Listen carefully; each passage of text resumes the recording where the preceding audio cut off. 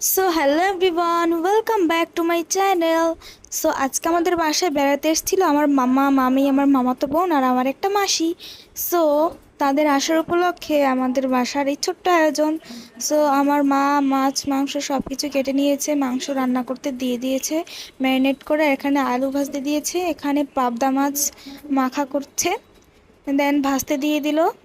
আর এদিকে কিন্তু আমাদের মাংস রান্না প্রায় শেষ। এরপরে আমার মা তেলে একটু তেজপাতা দিয়ে এরপরে পেঁয়াজ ভেজে নিল, দেন হচ্ছে মাছের ঝোলটা করে নিল। আর এই যে অলমোস্ট ডান সব রান্না। আর এরপরে সবাই খেতে বসে পড়েছে। এটা আমার মাসি, এটা আমার মামাতো বোন, মামা, আমার মামি, আমিও খেতে বসেছি তাদের সাথে।